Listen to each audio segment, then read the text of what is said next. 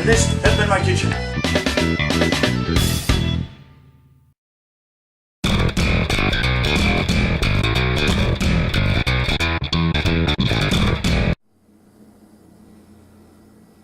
Good evening. I'm SonicBlu Darkphobe, and this is Cooking with SonicBlu. Now you're probably wondering what our culinary imaginations have concocted for you this evening, and why am I being so sophisticated? It's the only sophistication you're going to get when you see what we're going to be preparing for tonight's meal. Let me show you what I mean. We are going to be duplicating this. And I intend to call it the artery blocker. We start with a 1/2 pound hamburger patty, topped it with lots of shredded cheddar, lots of sharp cheddar singles. But wait, it gets better. We are going to put on top of that, so that it melts in place, some of these delicious seasoned French fries. And then underneath that are going to be a chicken thigh that has been deep fried in its own coating. And then on the tops and bottoms for the buns are going to be 2 mini pizzas. So, not to forget the bacon that goes on the very bottom. And that is going to be our meal for tonight. So let's get cracking, shall we? Get in there. And your hands are going to get quite messy, so make sure they're clean before diving your hands into raw meat. First, we're going to break down our raw meat into its raw ground form. And you're only going to need a pound of hamburger meat, because chances are you're going to want to make 2 of these. This recipe yields 2 artery blocker burgers. So once you get your meat crumbled to that consistency, and that's all you need to do, is just break it down from its log state into its more ground up state. And then what we're going to do is rinse off. You're going to be doing this a lot when you handle raw meat, especially chicken and red meat, in the same meal. That would be considered sacrilege in most countries and most cultures, but this is Pawpet land, and we can mix and match anything we want to. Isn't freedom great? We're going to start by seasoning with a little salt and pepper. So get out your coarse sea salt or kosher salt, and a little black pepper. That's enough. Okay, we're going to put into that salt and pepper a little more salt. That wasn't enough salt. Okay, that's enough salt. We're going to put into that salt and pepper 2 eggs. And if you're making more than 1 pound's worth of burger, you're going to need 2 eggs per pound of meat. The egg is going to ensure that your meat will hold together when you cook it. Okay, and then to soften your meat, you're going to add a dash of breadcrumb until it's nice and covered and a little bit more, kind of like that, maybe about a 1/2 cup per pound. A little bit more, there we go, that's about a 1/2 cup. Okay, now comes the fun part, kneading it together. So we're going to combine all these ingredients together with our hands, because working with your hands gives you that such an interesting thrill that you can only get working in the culinary arts. And they always say that cooking is an art, and if so, then this definitely must be sculpting something. Okay, so once you get all your ingredients combined thoroughly, make sure your egg is mixed and combined well with your ground beef. You have to make sure that it's well combined before you begin forming your patties, because you don't want egg to be all slimy and still very evident in your mixture here. You want to make sure that it's all mixed in through and through. So you're going to be kneading this for about 30 seconds to a minute. Depends on how much egg you intend on using, but you only really need to use 2 per pound. And rinse off the rest. Once again, keeping very clean.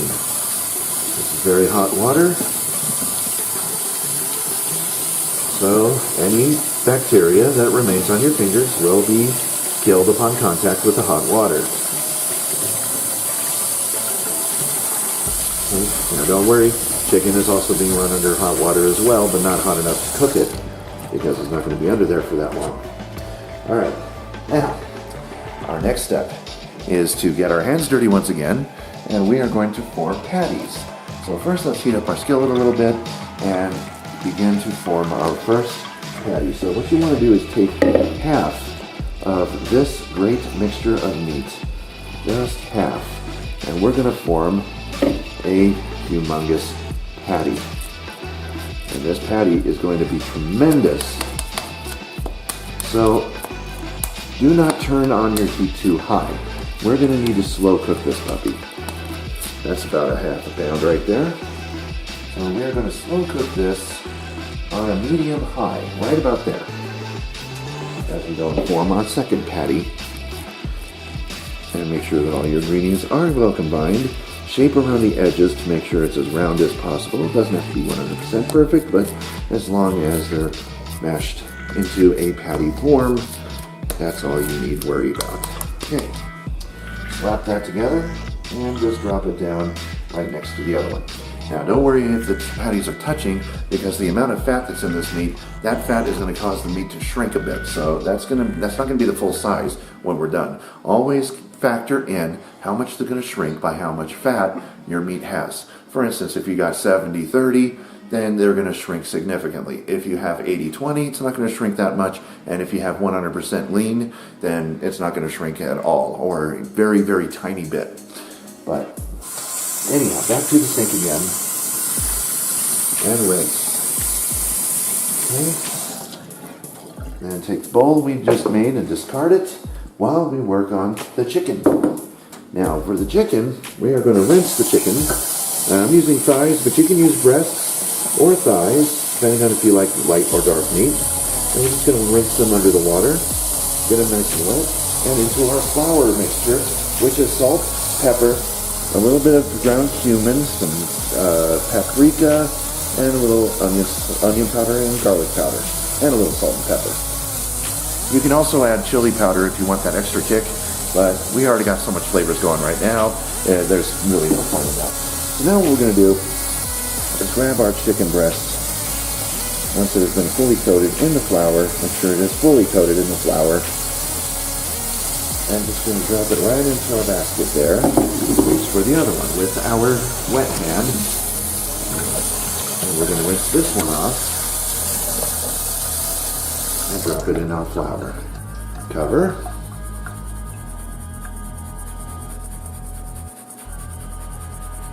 I'm using about a half a cup of flour with our ingredients, and you can just eyeball your seasonings to however much you like. And I just use maybe a quarter teaspoon of each, except for the ground cumin. I use a little less because it's a stronger flavor, and the same thing with our garlic powder. Our onion powder and paprika has about a quarter teaspoon. And then salt and pepper to taste. Okay, so that one's well covered too. So cover those, drop them right into our deep fryer. And now we're going to rinse off the flour residuals from our fingers and move on to our next project, which is to take our lid and cover. The less oil we have splashing around, the better. Okay, so now we're at the point where we can now start putting ingredients away, such as our salt, our pepper, our breadcrumbs, and they all go back where we found them. Okay, and that goes right here above my panko. I'm still going to work on a recipe that involves panko, so keep on the watch out for that. Now, our patties are cooking up nicely. Let's get the big patty for this one. And the skinny patty. We're going to use this spatula here. So when this is about ready, we will give it a flip, but not a moment before it is ready in its prime. We are going to let this cook for a while, and meanwhile the chicken is going to be cooked here. After those two items are done cooking, we can then work on our bacon. And to cook bacon should be relatively self-explanatory. If you don't know how to cook bacon, then what are you doing in the kitchen? Bacon cooking is so easy, such an easy task that a caveman can do it. Oh God, are we on that joke again? I'm so getting so old. And you're the one that said it. I'm the one who said it too. Yes, I only have myself to blame. Well, this meal doesn't really provide much in the ways of sophistication, but hey, you know what? Neither does the Geico commercials. Now, while both of these things are cooking, I'm going to show you the size of miniature pizzas that I picked up. And they're nothing more than just a couple of pepperoni pizza minis that you can find anywhere where they are sold. Your grocery store, Walmart, they have these. Just look in your frozen section. So we are going to need 4 of these. So if you're going to plan on making this recipe we're doing tonight does yield for 2 burgers, so you will need 4 of these. And it's always best to keep them frozen until you're ready, and these will be cooked last. Not only do they not take that long to cook, but we also want to make sure that we cook those later into the recipe or the cooking segment as everything else is cooking, because you don't want to cook these too soon and then have them sit in the microwave or the oven and just, everything else will be done, but those will go cold. You want to make sure that everything is cooked together, everything reaches the same temperature together. We're going to eat everything together. And won't that be a very interesting sandwich indeed? Now, we're also on this sandwich going to be placing nothing more because we don't have enough room for tomato or lettuce, so we're just going to make up for that by putting ketchup and mustard. Those are the only condiments we're going to be using. So, it's going to be just like the picture I showed you earlier, and probably even tastier than a picture. Because a picture says 1,000 words. But food can give you an array of flavors. Now this chicken isn't taking that long to cook, and I'm looking at that already. Look at that. That's going to be good on our burger, isn't it? Yep. I'm looking forward to it. I don't know about you guys, but I'm definitely looking forward to this burger. I'm going to leave these down until they reach a temperature enough to where they are completely done. And when you're deep frying in dirty oil like this, and yes, I did filter it, but as you can see, it's a darker color now because we've already used it more than 2 weeks, and so we went ahead and filtered it through just to be on the safe side, made it clean again, but the color is still going to be dark. When you cook with dark oil, your foods will turn darker faster. But don't be fooled, because that doesn't mean that your food is going to be done any faster. It just means that the color is going to be darker than, than normal. If this was fresh, clean, brand new oil, we would still be looking at some very bright golden brown chicken. As you can see, it looks done. But I don't trust it that soon. So we're going to leave it down at least until we flip these burgers for the first time. Then we're going to pull these up, or we can just turn off the deep fryer to leave them in the hot oil. They won't cook any further than what it is, but actually no, they will. We can pull them up, let them cool a little bit, and then while we're doing that, we're going to shut off the oil, unplug it from the wall, let it cool down normally, and then as the oil is starting to slowly cool down, we'll drop them back in and let them just sit in that warm oil. So that way it doesn't cook any further, but it keeps it warm. Meanwhile, we're going to come over here to our burger and check and see how we're doing. Okay, so we seem to be doing okay. It's still a little bit on the soft side.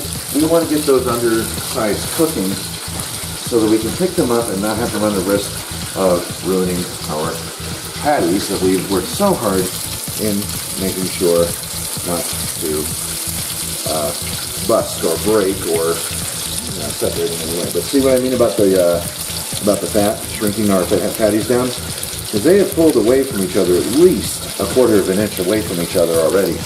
And we had only just started cooking them. So like I said, those things are going to shrink quite significantly, but they'll fit perfectly on the buns that we are going to lay down, which is the pizza. Now, how are we going to lay down the buns? We're going to lay them down on the top with the pizza and cheese side up facing up. The bottom is also going to be facing up. So that way when you pick this thing up, if you can, that you won't get your fingers all gooey with the cheese and the pepperoni and the sauce from the pizza. So everything is going to come together. Okay, so now you're starting to sound done. And if you have this many pieces of chicken in some hot oil at 350 degrees temperature, it's not going to take very long to cook at all.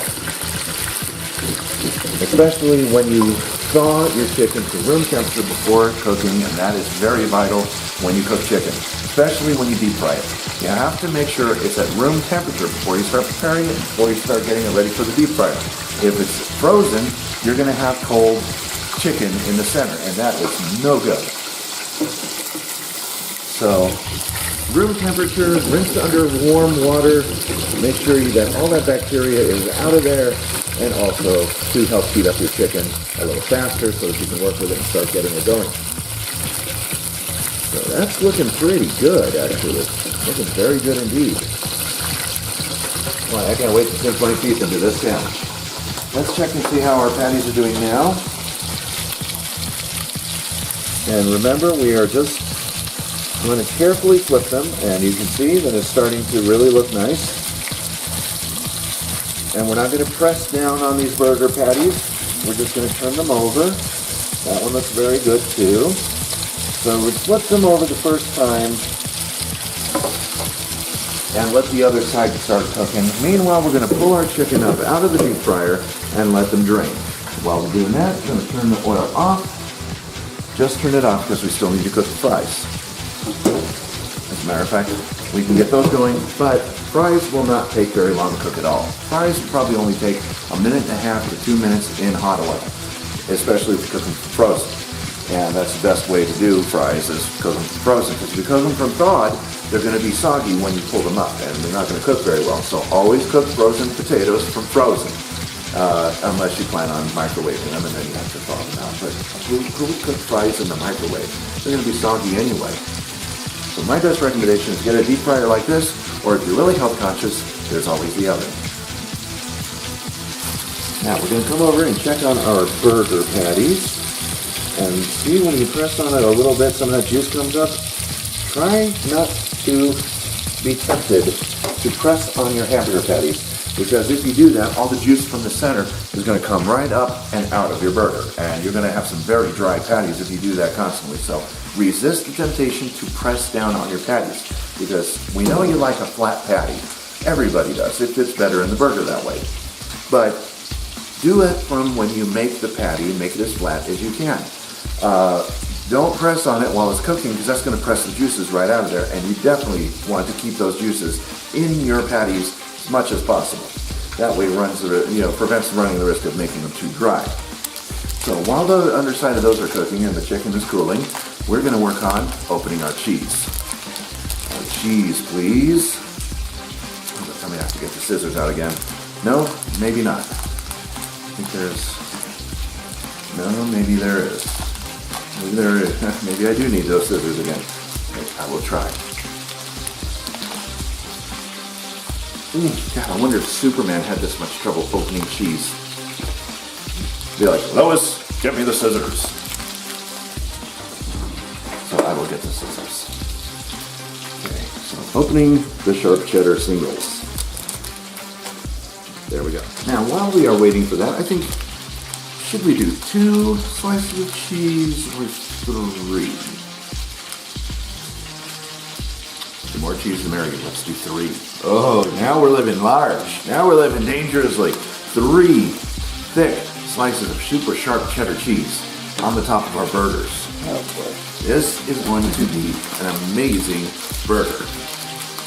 And it all thanks to our viewer, Philly Junk, for showing us that picture. And now, I can't get it out of my brain. So we are going to cook it tonight on Cooking with SonicBlu. Thanks, Philly Junk, for the idea. Now, whether it was intentional or not, we still give thanks. What do you say we drop that down a little bit and get it heated back up again just slightly? And just keep that warm, keep it going until we're ready to cook the fries. When we cook the fries, that's when we cook the bacon. We'll lay down the bacon first, then when the bacon is starting to cook, we'll lay down the fries, and we'll change the chicken out for the fries. to tell if your chicken is in a position to where it's ready to be checked for consistency.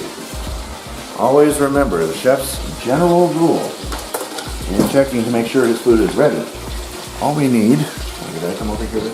I need one of these. No, that's, oh yeah, let's use this. We need one of these. And all you gotta do is stick your knife down into the center. And if it comes up red, or if you see red or pink, that means your burger is not well done. And we want these burgers to be well done. That one's pretty done. The juices are coming up clear, and I don't see any pink whatsoever.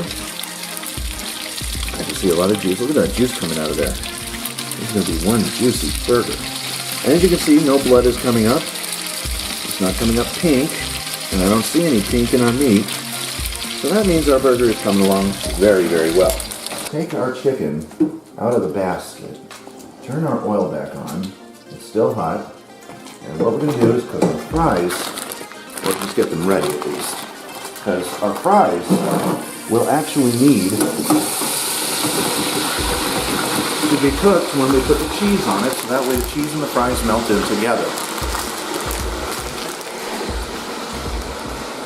So don't worry, the fries will still be warm. So we're going to cook these fries up until they're 100% done, crispy, just the way we like them, and it's only going to be down for about 5, 6 to 10 minutes. So while we're doing that, we're going to turn this down a little lower and let the burger kind of slowly cook to that well done state. Now that we've gotten to the peak, we can turn the fire down and just slowly let it cook to that consistency that we like. And then when the fries are done, that's when we're going to put the cheese on, let them melt just a little bit, and then start putting on the fries. And then, once they're removed from the skillet, we're going to drain the juices into a jar that I have right here. And then once it's free of the juices, we're going to start adding our bacon, and we're going to cook that up. Now once the bacon is done, we can put all of this together, cook up these in the microwave. Only takes a couple of minutes to do 4 of them, and then we'll put them all together, we'll do a taste test, and then we'll wish you well in the making of your own artery stopping burger. This is going to be a burger that will even make Bob's Burgers themselves quake in fear. Give them a little shake. Look at those fries just sitting in that hot bubble bath. So, do you come around here often? Oh, all the time, all the time. Oh, it's such a nice, it's better than the hot springs, I think. Wah! Earthquake, earthquake, what a world, what a world, blah, blah, blah, blah, blah, blah.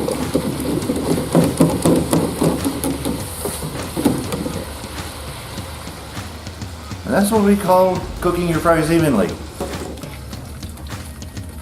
1 slice of cheese. 2 slices of cheese. 3 slices of cheddar cheese. Wahahaha. Let's move this guy over a little. Trap those juices within with some cheese. And some cheese. And some cheese.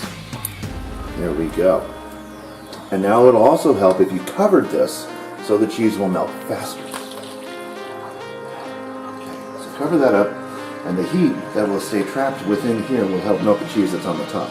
So right before your very eyes, we can watch this cheese melt and tantalize as the patties reach the consistency of well done that we need.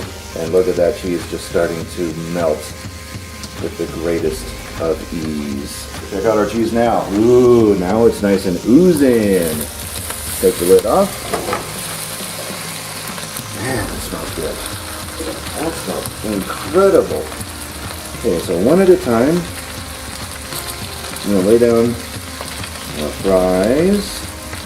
They don't have to be perfectly arranged, just doing one at a time because they're very hot to handle. They just came out of it. Oh, great. You lost one. I lost one.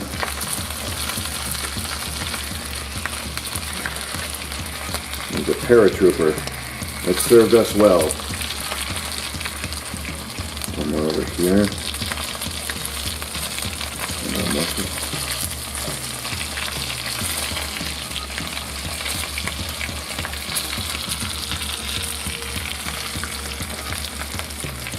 And Be very careful at this point, folks. You are dealing with hot food. You're handling hot fries, putting them onto melting cheese with grease. There goes another one. With grease that is popping onto your skin. This is where you need to be extremely careful in what you're doing. Perfect. Put the lid back on. Great. The rest of those fries will be served alongside our meal. Oh, look at that cheese going on the side. Look at that. Ooh. Ooh. Oh, look at that cheese. Oh boy, don't you want to block an artery tonight, folks? You will after tonight. And I know you probably won't think I'm very health conscious, and you're right. I'm just a sucker for foods that are bad for you that'll haunt you later. I will deal with the pain later. Right now I want to enjoy me some food. Yeah, that's gonna hump both of us. Isn't it though? Okay, so get our bacon ready. Okay, now that our bacon is down, as you can see, it's cooking up nicely. Bacon won't take very long to cook at all. That gives us enough time. Get the other plate that we've cleaned already. And we're going to put our pizzas onto it. And we're going to nuke these guys for about 2.5 minutes from frozen. And don't even worry about rearranging that pepperoni because it's going to be a useless task. It's going to end up in the same place anyway. So we're going to cook all 4 of them at the same time, probably 3 minutes because we're dealing with 4 of these. Otherwise, cooking 2 of them will only cost about 2 to 2.5 minutes to cook. And let's face it, we need to get all these done at the same time. So we'll start at 3.5 minutes in the microwave and see if they are be nuked any further than 3.5 minutes. Or should we just be gutsy and go 345? Again. Okay. Not a problem. Oops. Hopefully I hit the right button.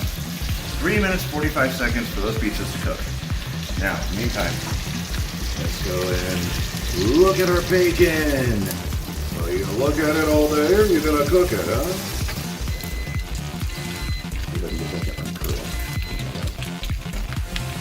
This piece of bacon's cooking up really nice.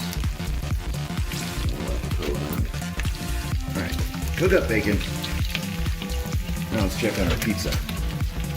Nowhere near done. Okay, so another 2, I said 245 to that. So about 5 minutes, 6 minutes, about 6 minutes. So you definitely want to cook them in 3-minute intervals just to check. You don't want to overcook your pizza, that would not be good. You don't want to overcook anything, really. But if you have to overcook something, overcook your burger patties. That's the only thing that really tastes good the longer they're cooking, I think. When bacon is done, we'll throw in the next round of bacon, and then we'll put that with our plate of meaty goodness. And then we'll be able to assemble our burger. And about it. Let's turn down the oil heat. We'll put the chicken back in the basket, and we'll keep all of this semi-warm, but we'll just keep that over the hot oil. Until it cools down, we'll drop it back in before we assemble everything. That way it'll heat everything back up again, and then we can assemble our burger with pride. With meat pride. And bacon comes up nicely. Now, also, depends on how well done you like your bacon. I like mine pretty crispy. Bacon you can press down. Bacon's going to be juicy enough already, and you can press that down around the platter. Okay, our pieces are done yet again. Let's take another look. They're bubbling. Cheese is melting nicely. They feel nice and soft.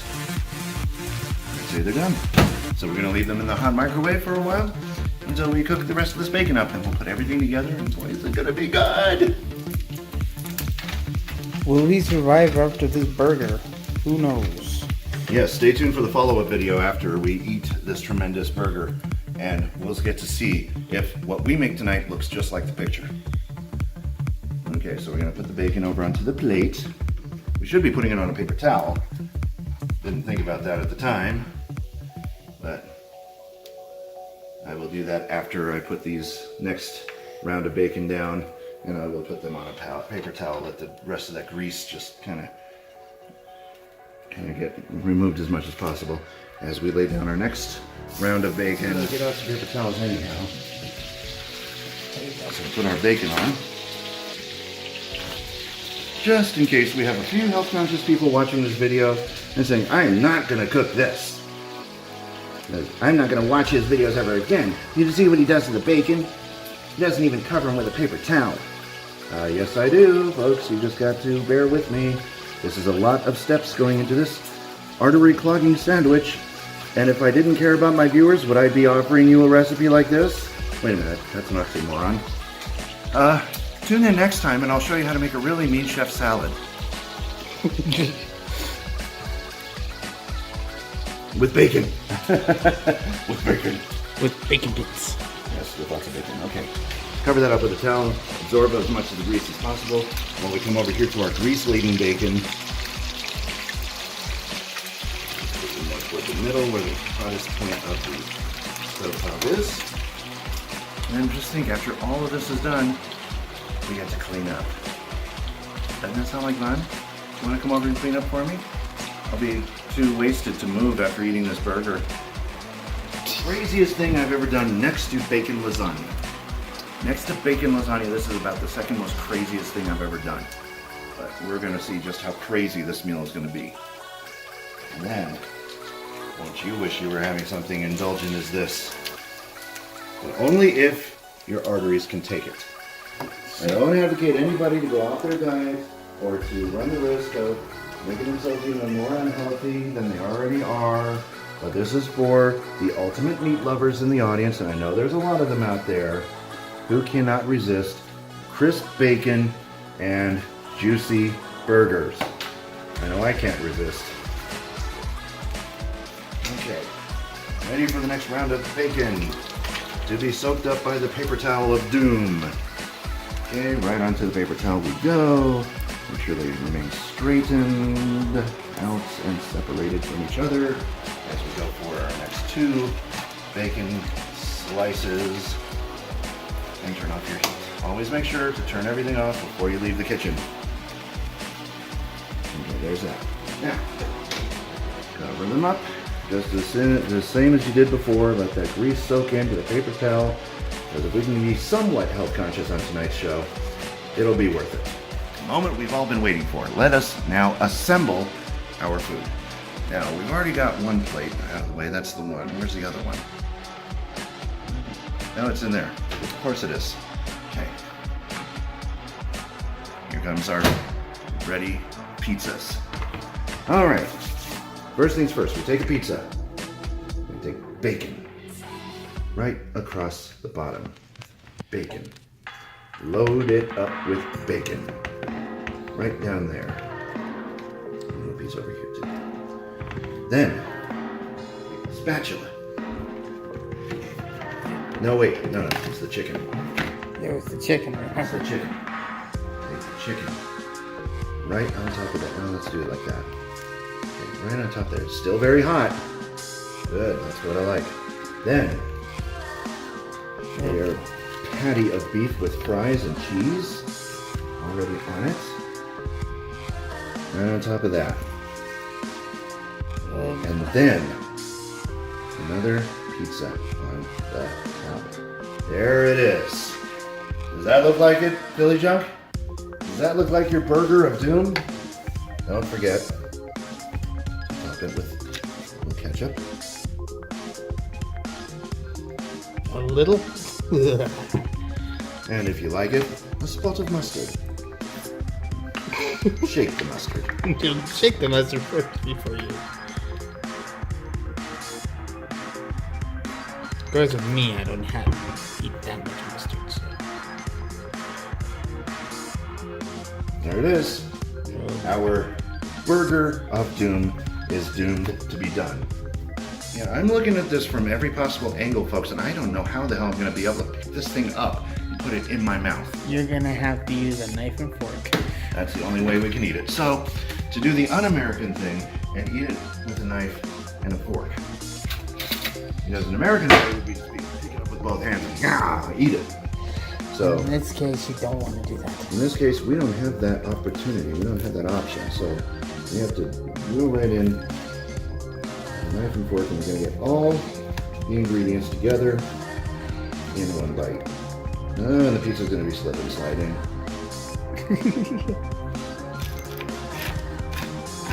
Listen to that crunch, just crunch, as we cut into this mammoth of a burger. Here goes.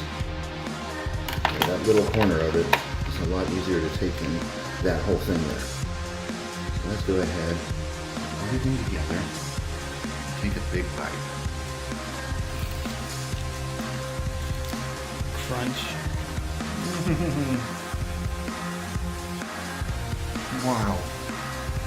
I died and went to meat lovers heaven.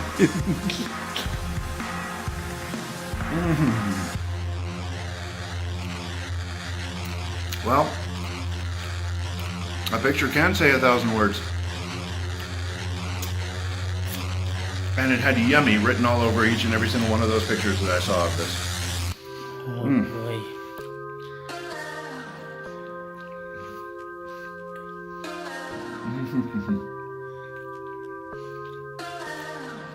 Amazing. Simply amazing.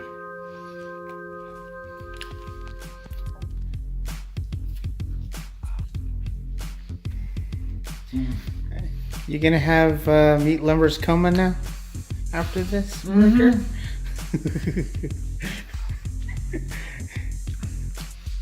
There is nothing to describe what I'm eating now. No words can describe what this tastes like.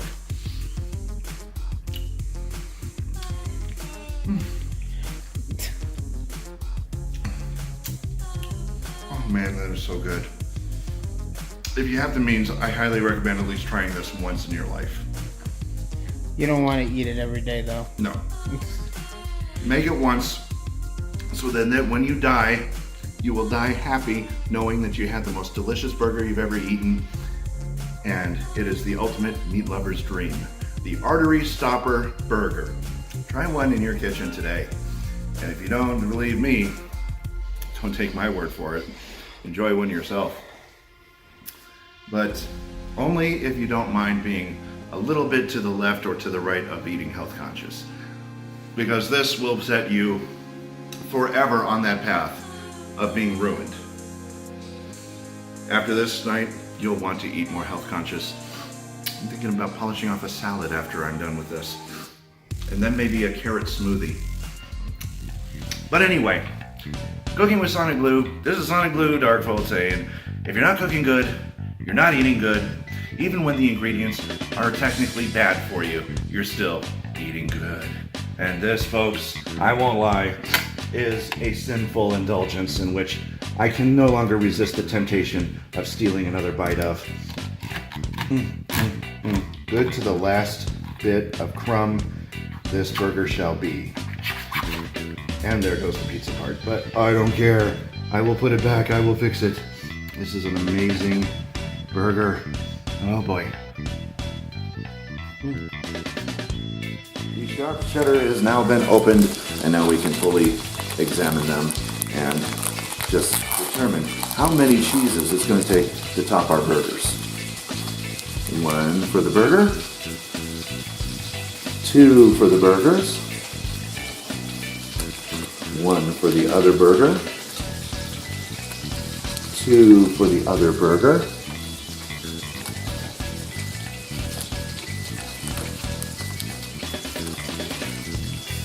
and 1 for the chef. 1. That's good cheese. That is good cheese. So, how many of my viewers are now starting to get very hungry watching us cook this delectable burger in the comfort of your own view screens? I bet you are just about as anxious as I am to get one of these down your gullet. And I'm pretty sure we know one of them that would be hungry by this. Me. Well, I'm talking about one of our other viewers. Oh, well, a lot of our viewers will be hungry to eat this. Ranger would probably get a kick out of it, you know that. Are you kidding? If Ranger Stormwolf ever knew that we were cooking this, he would find a way to go from Nebraska to here, pound on our door, and demand to be let entered in here. And who could blame him? This is going to be one killer burger. So it goes pizza, bacon, chicken, burger patty, cheese, fries, ketchup, mustard, pizza. Man, is this going to be good. And burp is not one of them either. Burp is what happens when you eat that cheese. Shake, shake, shake our French fries, shake them all around. Shake, shake, shake our French fries, make sure they are not oily. Okay, so it doesn't rhyme. And look at those double fries. Yeah, no. Yeah, I got it. Oh, hot, hot, hot, hot, hot, hot, hot, hot, hot, hot. Yeah, I saw that one starting to slide. I'm like, oh, that one's going down.